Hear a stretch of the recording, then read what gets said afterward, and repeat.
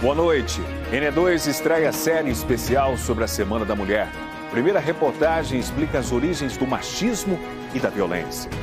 No centro do Recife, mulheres e movimentos sociais participam de manifestação e cobram fim dos feminicídios no Brasil.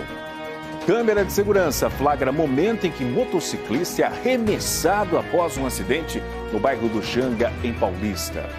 Um passageiro é agredido e jogado de uma plataforma de embarque de ônibus durante confusão em BRT de Camaragibe. Estudantes de colégio tradicional fazem festa com o tema Deu a Louca no Morro e evento gera debate sobre racismo recreativo. Projeto de lei aprovado no Congresso que amplia a licença paternidade também deve garantir outros direitos para quem tem recém-nascido. E a festa da torcida rubro-negra pelo título do Pernambucano do Esporte dentro dos aflitos contra o Náutico.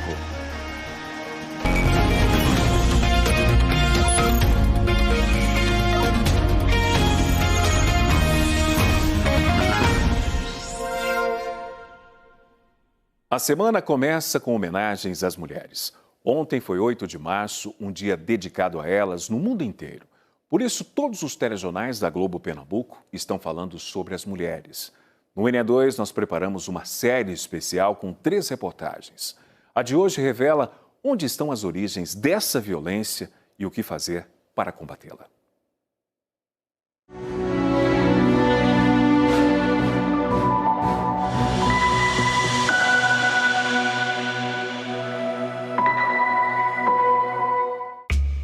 A gente aprendeu no colégio que existia uma certa idade da pedra.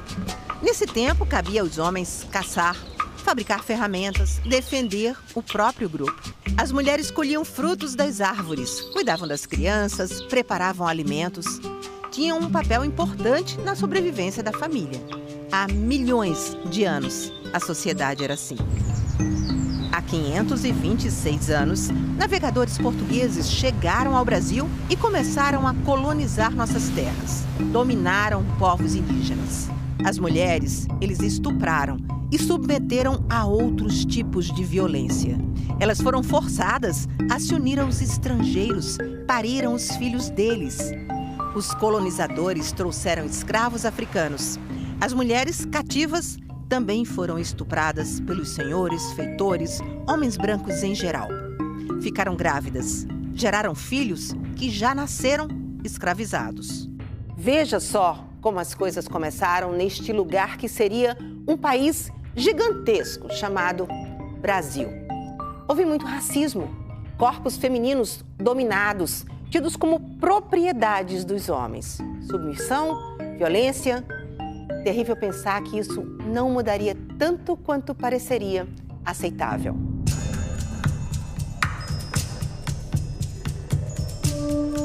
Com isso, a gente tem as bases de uma sociedade, desde então, violenta para com as mulheres. E aí, se formos pensar, né, na condição também de mulheres que não eram indígenas ou mulheres que também não eram negras, mesmo as mulheres brancas, elas não tinham uma série de autonomias que os homens gozavam e não eram entendidas como seres de direito. Tanto tempo depois, eles ainda mandam. Alimentam a ideia de que homens e mulheres não são apenas diferentes, e sim desiguais. Os homens vão se sentindo mais fortes, mais poderosos, e isso vai autorizando, vai legitimando, né? Vai fazendo com que seja aceito socialmente que os homens cometam violência contra as mulheres. E então chegamos à violência como é vista nos dias de hoje e revista num ciclo infinito. Toda vez que a mulher questiona essa situação de desigualdade, é muito comum que a violência se reproduza, né? Então, a violência ela é também usada para manter as coisas como as coisas são. Regina Célia vive uma longa e intensa jornada pelos bastidores da desordem, que é a relação entre homens e mulheres. É vice-presidente do Instituto Maria da Penha, que combate a violência doméstica e familiar contra as mulheres. O ciclo da violência, onde muitas vezes nós temos aquelas 3 fases, né? A fase da lua de mel, a fase de tensão e a fase da agressão. E na fase da lua de mel, você tem o seguinte: o meu amor, meu bem-querer, você é a minha vida. você é o amor da minha vida. No momento em que ela contraria esse amor da vida, diz assim, não, eu não quero, né, isso, eu queria aquilo, eu gostaria de trabalhar fora, quero cortar o cabelo, eu quero usar uma roupa assim, né? Então vem uma fase de tensão. Na fase da tensão ele vai dizer assim, você não era nada, né? Você está assim, mas eu é que te tirei da lama. Olha, você cursou a faculdade porque eu paguei a sua faculdade. E no momento em que muitas vezes ele encontra nela uma resistência em meio a essas falas e ameaças, aí ele parte então para a violência física. Muitas, por pouco, não morreram. O machismo mata porque o outro, e que é essa mulher, não é ninguém. Ela é uma coisa que eu posso desfazer. O professor Benedito Medrado coordena o Núcleo Feminista de Pesquisas em Gênero e Masculinidades da UFPE. Diz que ninguém nasce sabendo como ser homem ou mulher. A educação em casa e na rua leva aos resultados que se vê. O problema é que ser homem na nossa sociedade está muito associado a uma aversão, a um certo distanciamento do cuidado e muito mais uma aproximação com a violência. Quem forma uma família precisa saber cuidar. Não, mas isso é coisa de menina, isso não pode, isso não está certo. Porque a gente está com essa cabeça separada. Aí quando ele se torna pai, não sabe cuidar de uma criança. Um modelo que todos nós conhecemos bem. Se você faz divisões de tarefas, né? Colocando muitas vezes para arrumar a cama, né? Arrumar a mesa, lavar a louça, isso são coisas de meninas, né? Brincar de boneca. O que é de menino? Brincar. Né? Porque ele atrapalha muito, né? Porque ele é muito agitado. Então, deixa seu irmão e você vai fazer essa parte para me ajudar. Ainda existe educação onde as meninas vão fazer pedagogia, enfermagem, os meninos vão fazer matemática e física, por exemplo. Né? As meninas não devem ser engenheiras, não é bom uma mulher pilotar um avião, né? Mas é legal pilotar um fogão. Há quem estranhe o fato de mulheres terem autonomia e independência. O controle econômico tem que estar nas mãos dos homens, porque os homens são mais racionais, pensam melhor e planejam. Mulheres não, mulheres gastam. Isso é uma dificuldade muito grande. E a gente sabe que isso não é uma verdade, não é? Para nosso alívio, o mundo está em movimento. A gente tem uma história acontecendo, né? De um lado, direitos sendo conquistados, mulheres sabendo que são donas de si, das suas vidas, né? Que não precisam viver uma vida numa relação de violência, que têm direito a uma vida livre. E aí a gente vai tendo também movimentos acontecendo. Os movimentos que unem mulheres são porto seguro e antídoto para o sofrimento. É importante quando ela entra em contato com uma outra mulher, ela entra em contato com uma instituição que possa, não é, empoderá-la. A gente juntas, né, faz assim mais barulho, né? A gente consegue pressionar mais e a gente consegue ir se transformando umas às outras e enfrentando para construir um mundo de liberdade, né? Uma vida livre de violência para todas nós.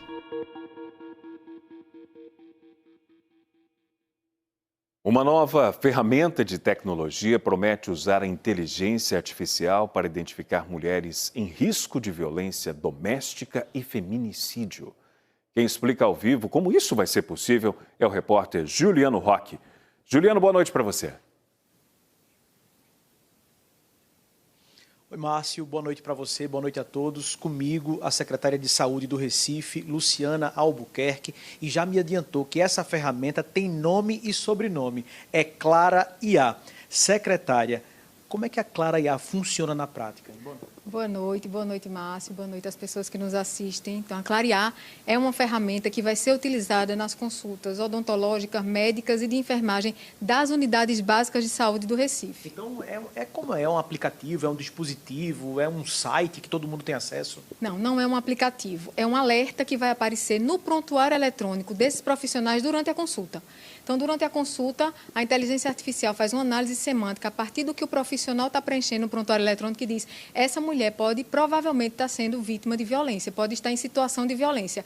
Faça uma abordagem diferente, acolha diferente essa mulher, veja o que é que você consegue captar a partir da fala dela e fazer os encaminhamentos necessários. Tanto o encaminhamento para a rede de proteção, a notificação, ou então a inteligência artificial vai dizer, o alerta vai ser vermelho, vai dizer, ela já está em situação de violência. Encaminhe. Então emite uns alertas de cores. Isso, emite um alerta laranja para aquela que provavelmente está em situação de violência e a abordagem tem que ser diferente até chegar no encaminhamento. Então, ele aborda de uma forma diferente, notifica o caso, encaminha para a rede de proteção, ou então já está em situação de violência, notifique e corra, porque ela precisa ser encaminhada e precisa ser protegida. Se, de repente, essa mulher se recusar a esse serviço e a essa mão, esse abraço? A gente vai dar a ela todas as possibilidades que ela tem, né, tanto na rede de proteção, como todas as possibilidades na saúde, os cuidados com saúde.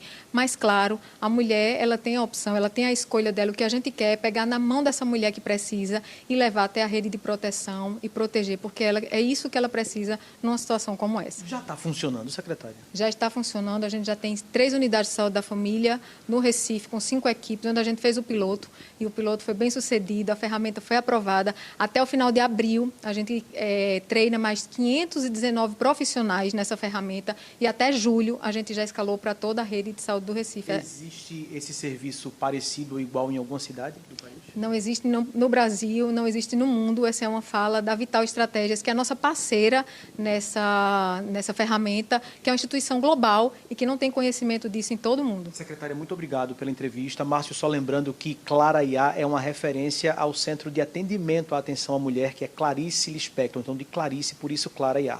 Voltamos com você no estúdio. Obrigado pelas informações, Juliano. E a Secretaria Estadual de Ciência e Tecnologia lançou 3 editais que vão oferecer quase 5 milhões de reais em financiamentos para startups lideradas por mulheres. A repórter Lília Oliveira traz os detalhes ao vivo. Boa noite, Lilian. Oi, Márcio. Boa noite para você e para todo mundo que está assistindo. Nós viemos até a sede da Secretaria para conversar com a secretária executiva de estratégia de CTI, a Tereza Maciel, para falar um pouquinho desses editais. Secretária, boa noite. Explica para a gente a importância desses editais para fortalecer o protagonismo feminino e quem pode participar. Boa noite, pessoal. Bom, a gente sabe que quando a gente fala de equilíbrio e equidade de oportunidades, a gente ainda tem um gap muito grande. E o governo do Estado, então, ele reafirma esse compromisso com esse desequilíbrio, né, no sentido de ampliar oportunidades para que mais mulheres possam atuar à frente da ciência, tecnologia e inovação no nosso Pernambuco. Como elas podem se inscrever? Esses editais vão contemplar que tipos de projetos? Bem, foi lançado essa semana pelo Governo do Estado, por meio da Secretaria de Ciência, Tecnologia e Inovação, um pacote de 3 editais.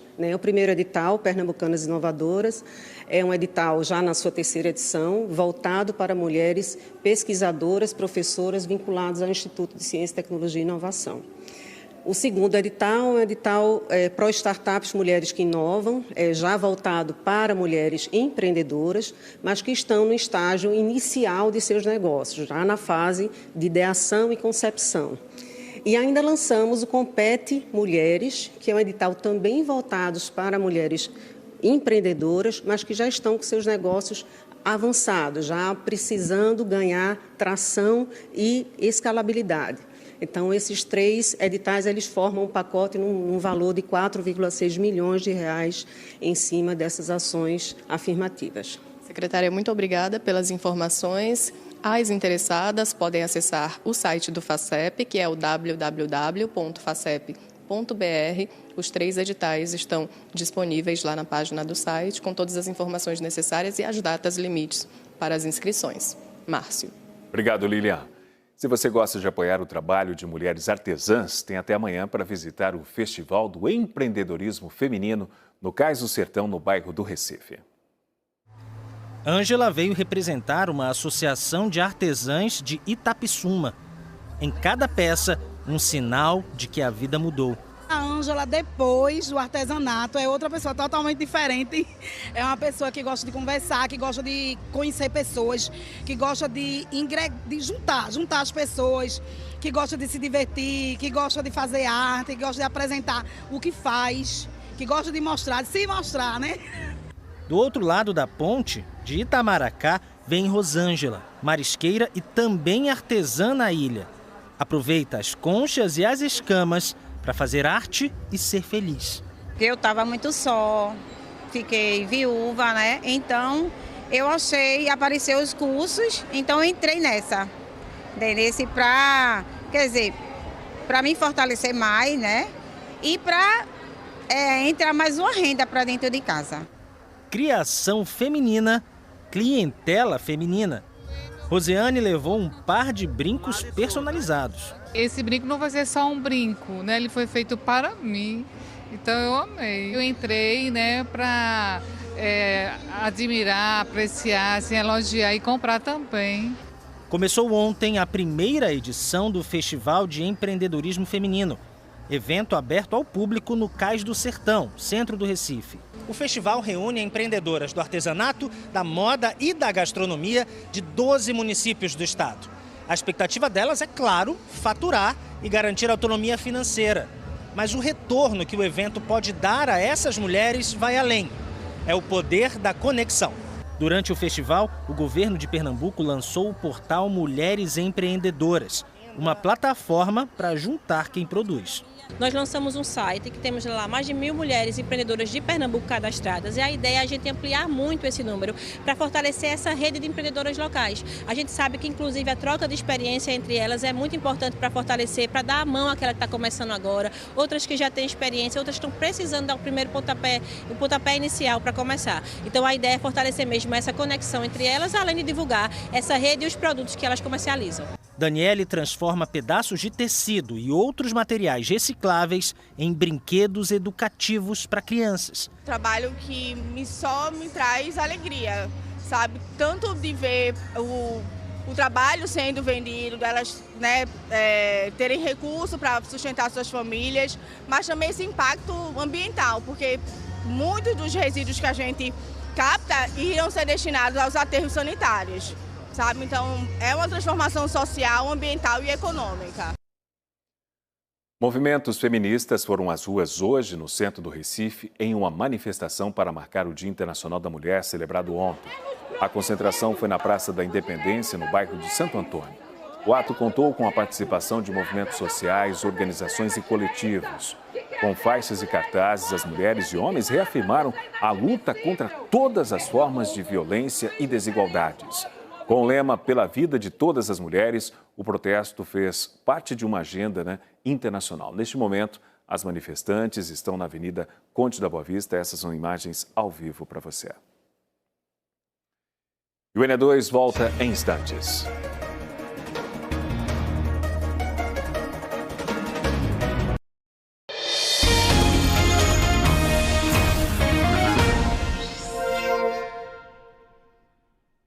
Um turista morreu afogado enquanto tomava banho de mar na Praia do Meio, em Fernando de Noronha. O homem e uma mulher foram retirados do mar desacordados. Eles foram socorridos pelos bombeiros com a ajuda do SAMU e de surfistas. Os nomes dos dois não foram divulgados. A mulher está internada no Hospital São Lucas e o quadro de saúde é estável. O homem não resistiu. Os detalhes estão aqui no G1 Pernambuco. E um homem de 27 anos foi empurrado de uma plataforma de entrada de ônibus depois de uma discussão. A confusão aconteceu em uma estação de BRT em Camaragibe no fim de semana. O vídeo mostra o rapaz de camisa vermelha discutindo com um homem de camisa preta. Em seguida, um outro homem, que está na porta e veste colete refletor, entra na discussão. Ele tira o colete e sai da imagem. De acordo com testemunhas, o homem de camisa vermelha teria entrado na estação sem pagar passagem. Pouco depois, os dois homens de preto pegam o rapaz e o empurram para fora da estação. Ele tenta voltar, mas é empurrado novamente. A vítima usou as redes sociais para comentar esse episódio. Eu fui tratado nem como um animal, porque o que esses caras fizeram não se faz nem com animal, né? Eu fui jogado, arremessado, né, pra fora, fui tratado feito um lixo. Deus até nesses momentos está com a gente, né? Pelo menos comigo, né? Que dependendo de qualquer situação daquilo ali que aconteceu, querendo ou não, eu fico pensando, né? Se tivesse passando um carro, que na verdade passou, mas eu fui muito rápido. Mas o meu medo mesmo seria um BRT, porque, assim, BRT é um veículo muito grande, né? E se tá muito próximo, é difícil ele frear e frear onde ele freia, né? Tem que ir freando aos poucos. Mas os humilhados serão exaltados, né? Agradeço muito a Deus por me permitir, né? Porque, querendo ou não, isso aí foi um livramento, né? Poderia ter acontecido uma morte, poderia ser bem pior, né? A Nova Mob, responsável pela administração do BRT, negou que os agressores sejam funcionários da empresa. O Grande Recife Consórcio de Transporte disse que repudia qualquer tipo de violência e que vai acionar a Nova Mob para mais esclarecimentos. A Polícia Civil abriu um inquérito para investigar o caso.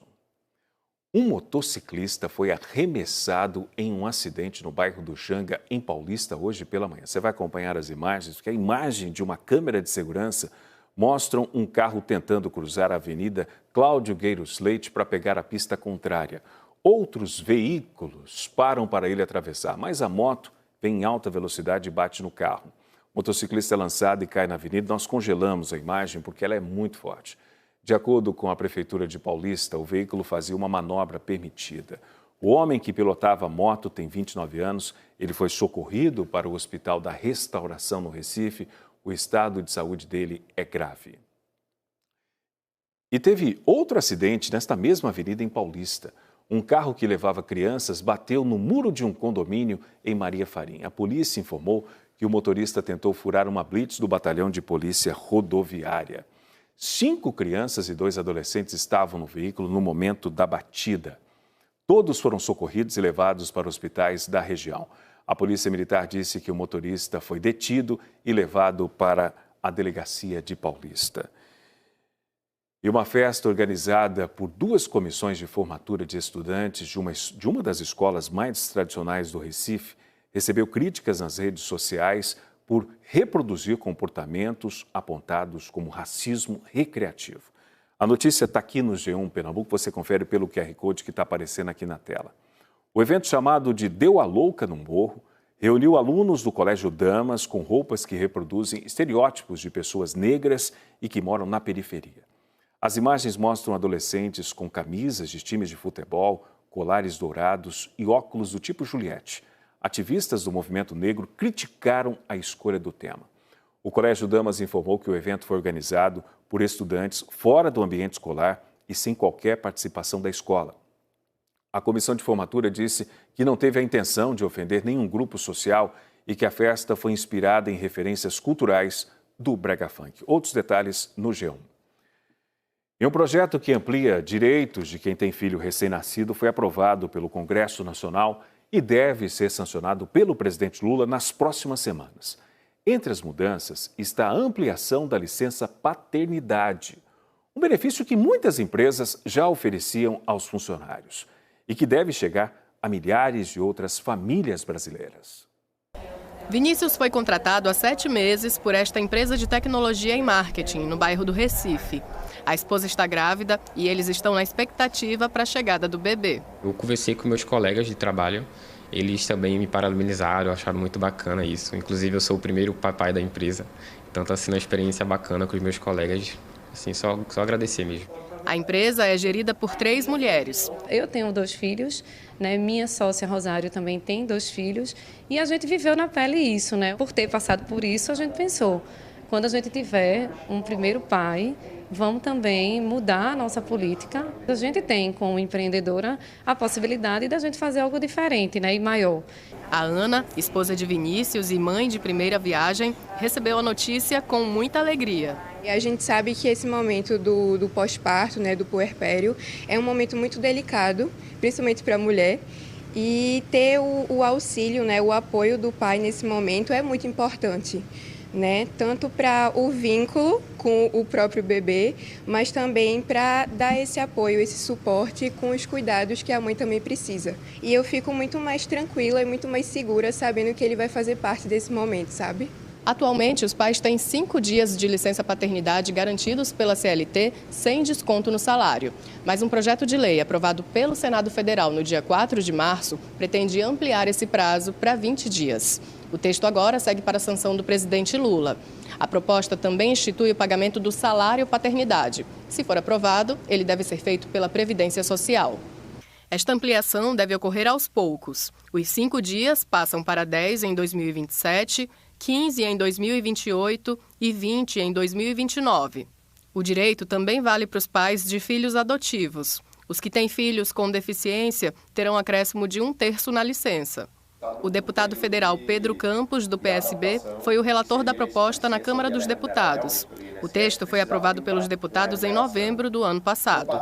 A licença paternidade estava prevista na Constituição, mas há 37 anos ela não tem uma lei específica regulamentando esses pontos que agora foram regulamentados, garantindo a ampliação para 20 dias, a extensão em caso de internação da mãe ou do filho, o direito de uma licença ampliada também para mães que têm filhos com deficiência e até um caso específico que é em caso de falecimento da mãe, que o pai possa ter o direito a tirar o prazo da licença maternidade. Hoje, só quem tem direito aos 5 dias previstos na Constituição são trabalhadores CLT. Aquelas pessoas que são autônomos, que são MEIs, hoje não têm esse direito e com o advento do salário paternidade passarão a ter. Então, por exemplo, um entregador de aplicativo, uma pessoa que é Uber, uma pessoa que é profissional liberal, se ele contribui com o INSS, ele receberá o equivalente à sua contribuição durante aquele prazo de 20 dias. Isso permitindo que ele fique também com a sua família naquele período sem ter perda de renda. 7 horas e 25 minutos. Vamos fazer um giro pelo trânsito no Recife nesta segunda-feira. Começamos com imagens para você da Conde da Boa Vista, no cruzamento com a rua Gervásio Pires. A gente percebe que o protesto que acontecia ali já foi encerrado e que o movimento normal, principalmente que é importante o corredor de ônibus da capital pernambucana. Vamos agora com imagens para mostrar como é que está a Avenida Agamenon Magalhães, no Derby, bem perto ali da Praça do Derby. Movimento intenso em direção à zona sul do Recife. E a gente também mostra como é que está ao vivo agora a Avenida Abdias de Carvalho, no bairro do Prado, bem pertinho da Ilha do Retiro. E em instantes, todos os detalhes da festa do título do esporte tetracampeão pernambucano. E como o ambiente de trabalho influencia na saúde do profissional. Afastamento por problemas psicológicos afeta milhões, aliás, de brasileiros. O INE2 volta já.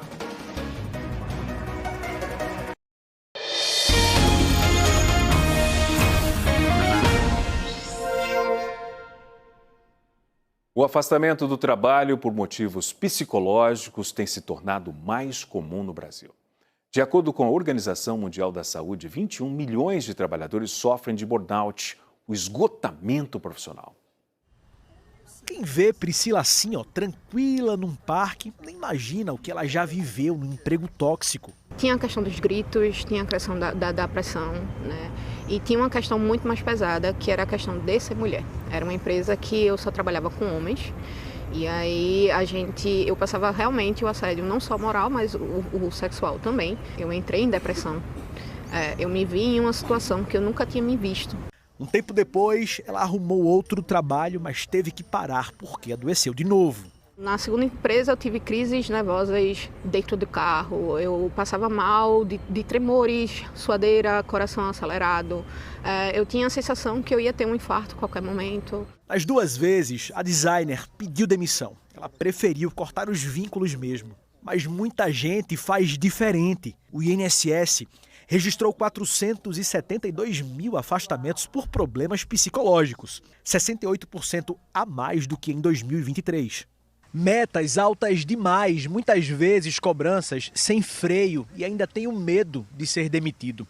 Tudo isso pode dar um nó na cabeça do trabalhador e minar o desempenho do profissional. O Ministério do Trabalho até exige que as empresas identifiquem esse tipo de problema, mas na prática isso quase não acontece. Segundo um levantamento feito por uma empresa americana, pouco mais da metade das empresas oferecem o serviço e quase metade dos gestores não sabe lidar com sofrimento mental ou com assédio. Tem muita gente adoecendo no trabalho sem ter para onde correr, diz esta psicóloga. É necessário que se procurar uma ajuda profissional para entender o que está acontecendo. Eu estou percebendo mudanças em mim, mas a ajuda ela não pode ser só medicamentosa, né? Precisa de uma ajuda psicoterapêutica, de um profissional da psicologia e busca de alternativas para que seja ampliado esse processo de cuidado. De acordo com a Organização Mundial de Saúde, cerca de 21 milhões de trabalhadores brasileiros sofrem de burnout, que é o esgotamento profissional, e o estresse prejudica quase 47 milhões de trabalhadores. Inclusive, algumas das orientações para desenvolvimento sustentável do planeta já sinalizam para a necessidade de promoção de ambientes de trabalho seguros e saudáveis. 35% da população, dos trabalhadores nacionais, vão ao INSS por questões de adoecimento emocional. E o Brasil, nos últimos 5 anos, esse número aumentou 30%. Então, é muito grave e a gente tem que ter atenção redobrada a essa situação. O Sport é tetracampeão do Pernambucano. O rubro-negro venceu o Náutico nos aflitos por 3-0 e levantou a 46ª taça do estadual. Camisa rubro-negra para tudo quanto é lado. Eu queria que fosse o Santa, porque era mais gostoso. O Náutico não tem graça não, a gente já está acostumado a ganhar fácil do Náutico. Eu queria os tricolores, ia ser mais emocionante. Oxe, é um orgulho, felicidade, Já o Chiqueirão lá no Náutico. Aí é orgulho pra gente. Porque o Sport merece ser campeão, merece estar lá em cima. O Sport não é passado não, o Sport é presente. Também, depois do que aconteceu ontem, nada mais natural. É bater o pênalti e acabar. Muriel para tentar salvar o Náutico de um vexame em casa. Bateu Yuri Castilho pro gol, pro gol, pro gol. Alô, torcedor rubro-negro, exploda, faça festa em todo o Pernambuco, em todo o Recife. O Sport é tetracampeão pernambucano. Nem no pior pesadelo, os alvirrubros imaginariam que o título fosse escapar da maneira que foi. O pensamento da gente era que o Náutico ia ganhar o jogo. A gente jamais iria pensar que o Náutico ia passar esse vexame, essa vergonha que o Náutico fez, né? Dono da melhor campanha do Pernambucano e jogando em casa, os alvirrubros estavam muito confiantes. Mas quem estava no estádio viu o Sport aos 14 minutos do primeiro tempo abrir o placar com Yuri Castilho. A situação piorou ainda mais para os alvirrubros quando o Dodô foi expulso. Com -1 em campo, eles viram Augusto Pucci ampliar a vantagem no finzinho do primeiro tempo. 2-0 Sport e festa da torcida rubro-negra. Nesse momento, muitos torcedores do Náutico nem quiseram esperar para o segundo tempo. Com muita tranquilidade, o Sport foi administrando o resultado. E quando tudo parecia definido, Yuri Castilho foi para a cobrança e fechou a conta. 3-0 Sport, tetracampeão pernambucano. E nós ficamos por aqui. Para você, uma boa noite e até amanhã.